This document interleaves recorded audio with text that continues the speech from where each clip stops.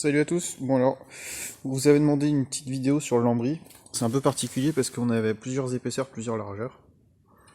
Donc, donc tu vois, lambris fini, on a une rainure en bout, feuillure d'un côté et feuillure de l'autre.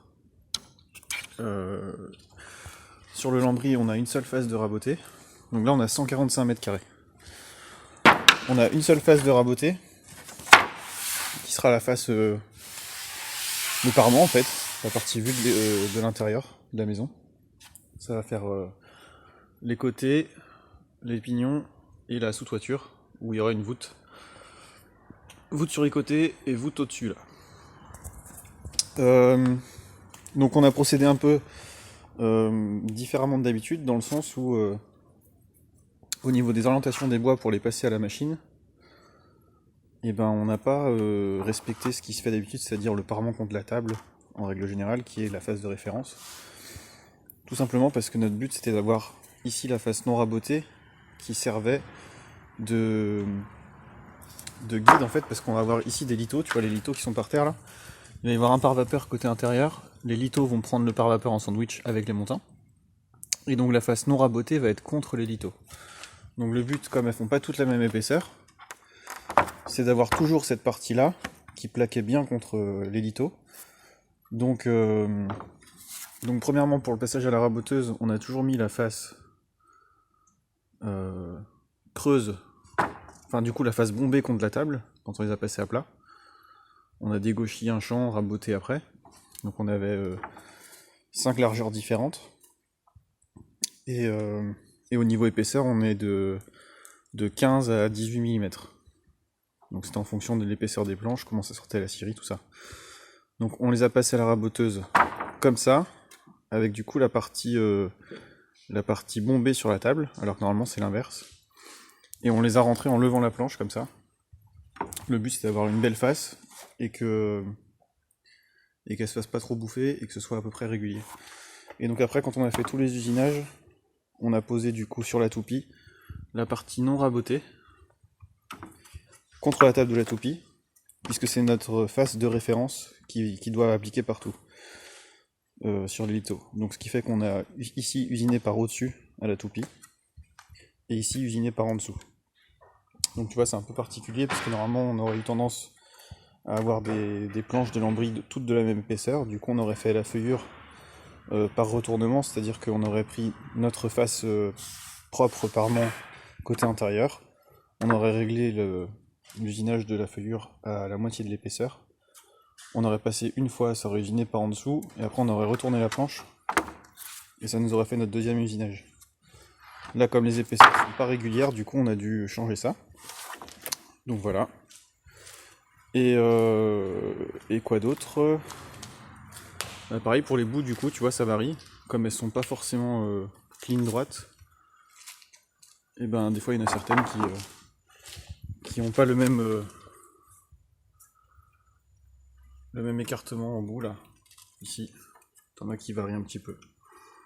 Mais le but c'était vraiment principalement que ça plaque bien partout litho, parce que c'est ce qui va nous servir de contre-manquement. Et donc comme tu as pu voir sur l'autre vidéo, tu vois, on a recoupé vraiment ce qui nous plaisait pas au niveau des fentes. Donc on a vraiment, je suis même pas sûr qu'on ait deux longueurs pareilles quoi. Sur la totalité. Donc voilà, du coup là on a la feuillure. Paf. Et donc notre but, comme on a des épaisseurs différentes jusqu'à 2 mm, enfin tu vois ici, du coup l'assemblage en feuillure, on a fait du coup deux réglages différents. Et là ça s'emboîte bien. Si tu regardes ici, du coup on a mis un petit peu de jeu dans le fond de feuillure. Ici, il y a un petit peu de jeu quand ça plaque. Tout simplement parce qu'il faut que ça plaque toujours en parement quoi. Donc ça c'était quelque chose d'important à faire, donc on a changé un peu le réglage de profondeur. Et puis après en bout,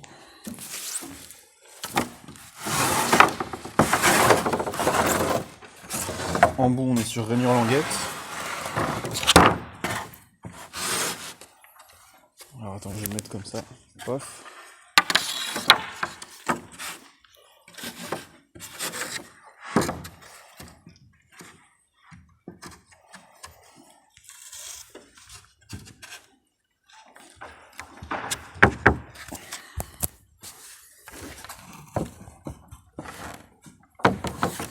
ça force un peu.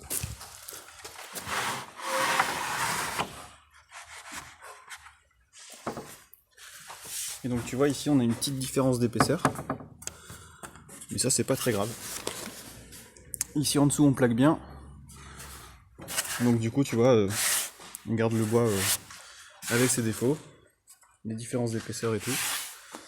Le principal c'est qu'on a 3 tas de largeur différentes. Et que ces 3 tas là, ils sont divisés par ici là, à peu près à ce niveau là. Un tas en bas, un tas là et un tas là. Le principal ça va être de poser les mêmes largeurs ensemble quand même, pour avoir une pose qui soit régulière. Et pas avoir des gros décalages, genre avoir une lame comme ça et puis après une qui part ici, ce serait un peu le bordel. Donc voilà. Pour les petites explications, si vous avez des questions, n'hésitez pas. Mais voilà, tu vois, il y a 145 mètres carrés, donc on s'est bien amusé. On a passé une quarantaine d'heures à bosser dessus, en partant du bois brut. Et ça, du coup, c'est du cyprès de l'Aussonne. Donc ça sent fort la citronnelle. C'est du bois qui est classe 3 de résistance à l'humidité. Donc il peut s'utiliser en bardage, en lame de terrasse aussi, sans problème. Et même dans les salles de bain du coup. Donc c'est plutôt chouette.